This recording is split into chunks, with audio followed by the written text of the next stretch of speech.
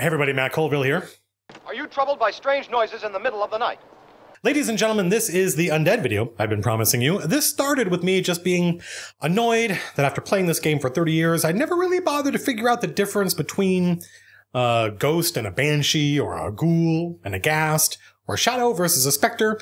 I vaguely know there's an undead that does X, but I don't remember which one it is. So I figured I'd make a video in which we talked about all these beasties, and in the process, I would learn these things.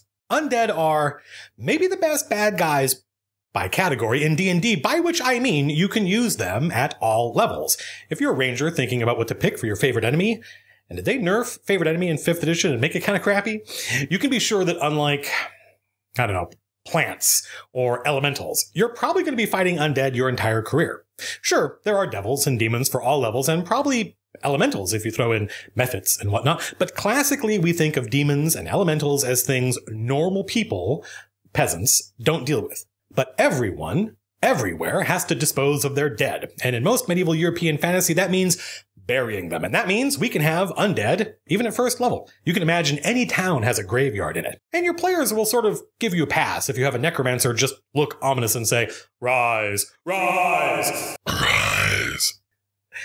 Mustn't get carried away. And suddenly an army of undead crawls out of the ground. It's a dramatic way to turn talking to this evil priest into fighting an army of undead without your players objecting and saying, hang on, shouldn't there be a bit in the middle there? Whereas they might expect summoning demons or devils to be a little more elaborate. Now, this gets to something I talked about in another video. I assume the bad guys have their own classes the players don't have access to. I assume, for instance, a troll shaman has unique shaman class abilities and its own spell list distinct from druids and clerics. If you've been watching my videos for a while, you will not be surprised to learn I have no idea really what those abilities are. But that logic, this troll is a shaman and can do things PCs can't do, is a framework my players accept because it seems reasonable, and that sort of lets me wing it and let the troll shaman do whatever I think is dramatic in the moment. Before you object, I want to point out this point of view is supported by the rules. There are many different kinds of undead out there, but according to the player's handbook, there's only 2 ways to make them: animate dead and create undead, and they're both pretty feeble. I mean, compared to all the different kinds of undead that are out there. This implies that there must be something necromancers can do that PC spellcasters can't, and this is how we get banshees and wights and bodaks and whatnot. So I think it's reasonable to conclude that there must be lots of classes out there that PCs don't have access to for balance reasons. I enjoy having necromancers just pull undead from the ground. If you watched my live stream of my previous campaign, Lady Serial, the vampire queen, was commanding a devourer. Where did he come from? She just summoned him. Furthermore, at a dramatic moment, I had her make a fist and sort of like pull, like it took physical effort, a vampire thrall out of the ground. This was a former PC, and the players were pretty unhappy about that, but they never questioned, hey, where did undead Baltair come from? How did he get into the ground of our courtyard 600 miles away from the last place we saw him? They were just upset I had turned a former PC into a vampire. Furthermore, while they didn't like the idea that I, off-screen, turned a former player character into a villain, their objection was based on, hang on, that means we lost a fight, which I'm not sure we would have done. They never questioned Lady Serial's ability to make Tom's character an undead, only whether she had the opportunity. So, undead make good bad guys, and necromancers make good boss monsters. Before we get into individual undead, let's talk about them generally. You can think of undead as coming in 2 or 3 basic flavors. If we assume one flavor is high-level villains, like a lich or a vampire, that leaves us with 2 basic kinds: corporeal undead and incorporeal undead. Undead in 5th edition are sort of designed so that you can fight either kind at any level. I think in earlier editions, incorporeal undead were assumed to be nastier than corporeal undead. Not so anymore. The reason I think this is important enough to bring up is that all incorporeal undead have some variation of the following stat block. It says, and I'm going to read the whole thing just to prove a point, damage resistances, acid, fire, lightning, thunder, bludgeoning, piercing, and slashing from non-magical weapons, damage immunities, cold, necrotic, and poison, condition immunities, charmed, exhaustion, frightened, grappled, paralyzed, petrified, poisoned, prone, and restrained. No, I didn't memorize all those. I've got a little teleprompter right here. It's nice that they print this in every single monster block. That kind of object-oriented design means you don't have to go look up what does incorporeal mean every time you run one of these monsters. But it basically boils down to these creatures take half damage from everything except magical weapons. At certain levels, say 5th level and above, you can sort of assume your players have magic weapons, in which case, this is not a big deal. It still means they take half damage from Fireball and Lightning Bolt, but not Magic Missile, but it's not as crazy an ability as it is at lower levels. Because if your players don't have magical weapons, incorporeal undead basically have double their listed hit points. A ghost with 45 hit points that everyone's doing half damage to is mathematically equivalent to a ghost with a 90 hit points that everyone does normal damage to. The reason this is important enough for me to bring up is that a lot of incorporeal undead have some kind of debuff they apply. Life drain or strength drain, and given how hard they are to kill, because of the half damage thing, these undead can pose a serious threat to your players without you realizing it. That is why I bring it up. Unlike ghouls and wights, creatures like shadows and specters can tip your battle over into a death spiral. A death spiral occurs when the rate at which your party is losing begins to accelerate. Once you start losing against some of these bad guys, you're going to start losing faster and faster, and the likelihood of you turning the tide gets very low very quickly. This is not a hypothetical scenario, by the way. My friend Jim killed off an entire party of high-level characters run by highly invested players because he threw a bunch of strength-draining incorporeal undead at us. Jim used the rules for building an encounter, and according to the rules, it was a balanced encounter.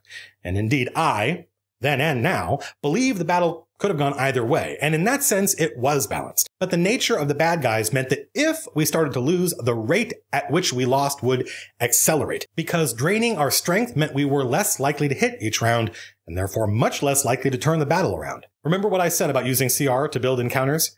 That system cannot save you from stuff like this. Do not rely on it to do so. Therefore, be careful deploying incorporeal undead, especially if your players don't have magic items yet. I think one is always fine. Be especially careful of using a lot of incorporeal undead at any time. If you're ever planning an encounter with as many incorporeal undead as your party size, think back to this video. I'm not saying don't do it, just think about it. Lastly, I don't think this is a problem for new players, but legacy players, meaning folks who played earlier editions of D&D, often assume undead are vulnerable to radiant damage. Nope. They were in some earlier editions, but 5th edition doesn't make that assumption. Instead, remember how incorporeal undead take half damage from basically everything?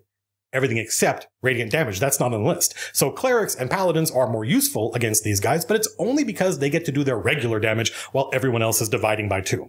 I bring this up because I've seen a couple of people online in the past argue that undead should be vulnerable, i.e. take double damage from radiant sources just because it made sense to them.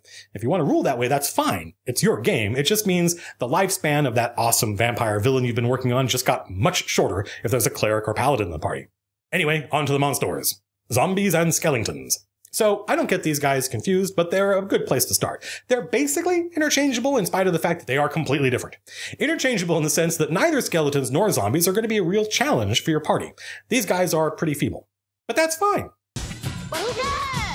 Not everything needs to be a world-beating encounter, in spite of the fact that more and more it seems like that's the trend.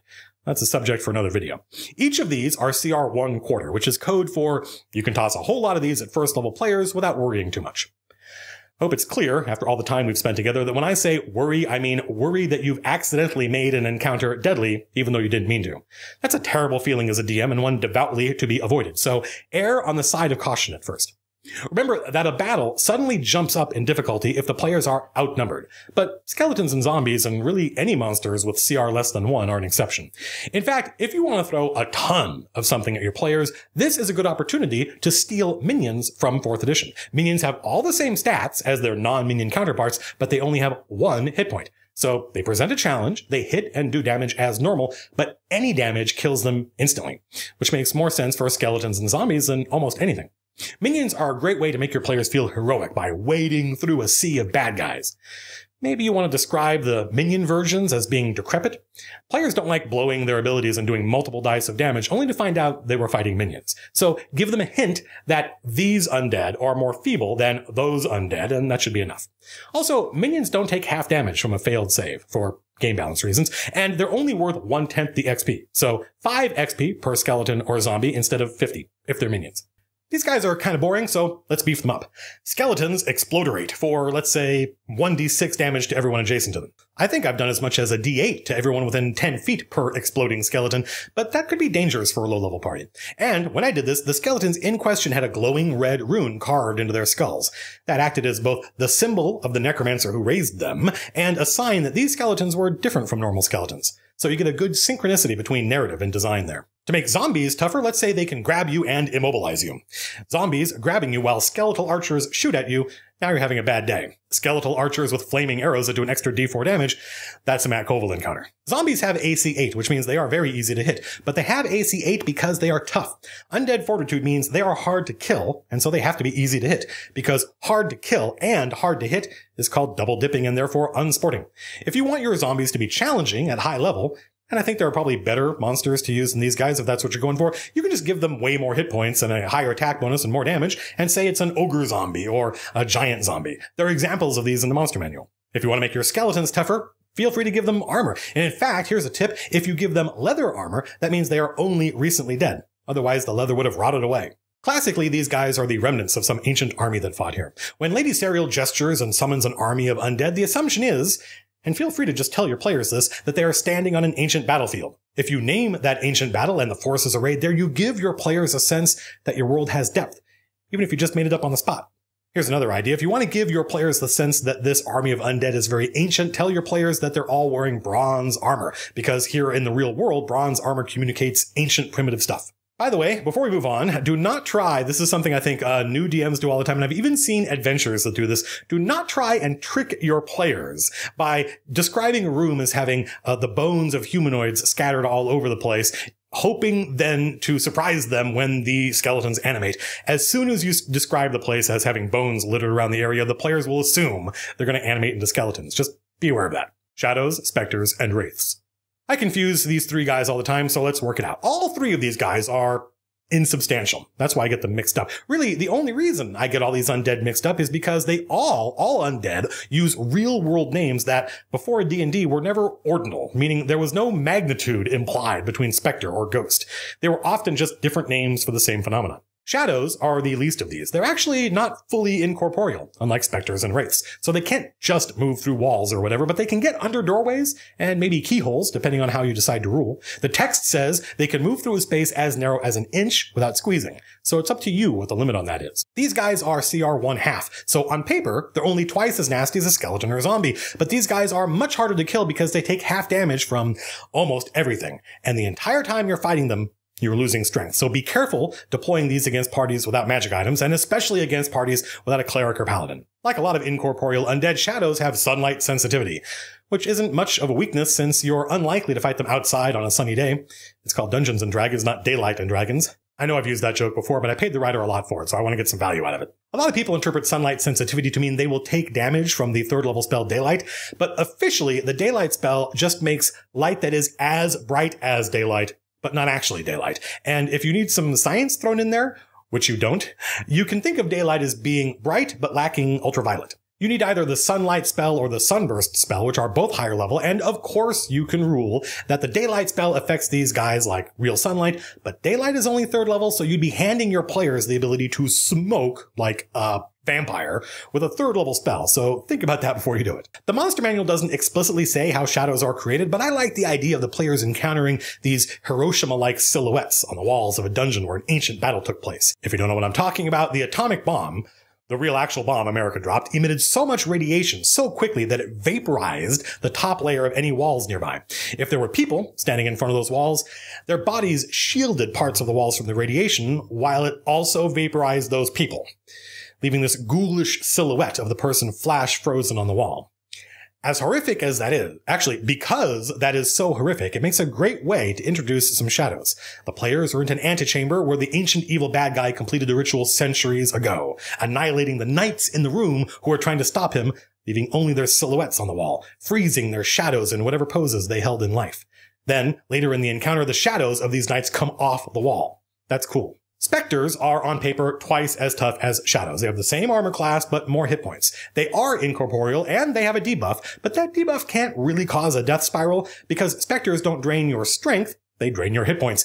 And a lot of them, by the way, 3d6, which means there's a chance a CR1 Spectre could, on a critical hit, do 36 damage.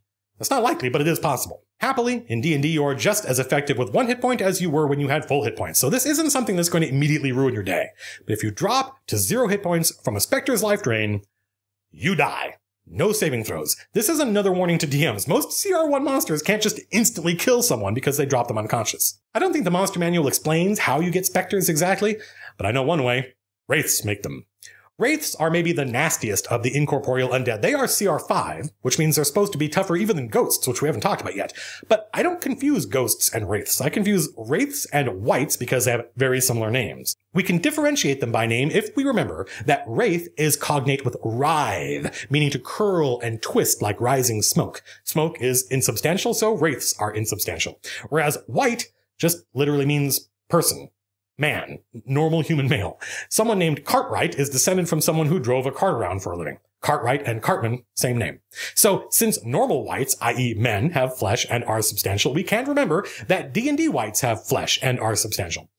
Wraiths are only a little harder to hit than other undead, AC 13 instead of 12. They take half damage from everything, and they have life drain like Spectres, but unlike Spectres, these guys can result in a death spiral, although in a somewhat more obscure way. Like a Spectre, a Wraith's life drain doesn't make you more likely to lose. You're not less effective when you're wounded, but if a Wraith's life drain reduces you to 0 hit points, you become a Spectre.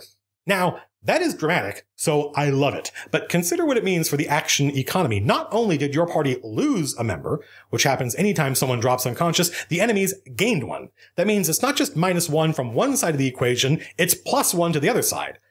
Double the normal problem associated with someone going unconscious. That's basically all Wraiths do. Like Shadows, I think you could easily build an encounter of just Wraiths that would be balanced according to the rules. But once a PC got turned into a Spectre, you would discover the party was now basically doomed, because getting turned into a Spectre isn't something that happens to a party that's winning. And if they were losing before with all their party members, now they are well and truly boned, because they just lost a character and the bad guys gained one. So far we've covered skeletons and zombies and shadows and specters and wraiths and undead in general, and we're about halfway done, so we're going to stop. Continued in another video. Because the script for this, which I'm reading off a teleprompter right now, is 6,000 words long, which is a long video even by my definition. And the thing about really long videos is that not only do they take a long time to record, they take even longer to edit, and I hate editing. I have mentioned we're doing a Kickstarter soon for the Stronghold and Followers book. Not right now, but in a couple weeks. Well, if that Kickstarter does, like, astronomically well, I am literally going to hire an editor to edit these videos because, wow, I hate doing it. So the better the Kickstarter does, the more videos you'll get. Stay tuned. That's the first half of the Undead video. I don't think the next episode is going to be the second half, but I promise we will get to the second half in the next couple of weeks. I think the next episode is going to be the first in a new series about how to get started. But the next Undead video will cover ghosts and banshees and ghouls and ghasts and wights. I'm not sure if we'll talk about liches or vampires because I think those guys tend to be, or like, mummy lords or whatever, because I think of those guys as unique bad guys. And we may do a whole series on demons. I think demons and devils come in enough different kinds of varieties that it's easy to get them all confused and sort of be overwhelmed. I come to 5th edition with literally decades of history, and I remember when they were like type 1 demons and type 5 demons and stuff like that. So I have a basic understanding that there are demons and what flavors they come in. But if you're a new player, a new dungeon master, and you don't, I think you could be overwhelmed. So let me know how useful you thought this first half of the Undead video was, and maybe we'll do more. Thanks for watching, folks. If you want to support the channel, come by my Amazon page. There's a link in the doobly-doo. I think I write fantasy novels for a living, and if you like D&D, I think there's a good chance you like the books. Read the reviews. I think I just hit 300 reviews for my first book, Priest, on Amazon. So read the reviews and, make up your own mind. Next episode, we meet in a tavern. Until then, peace out.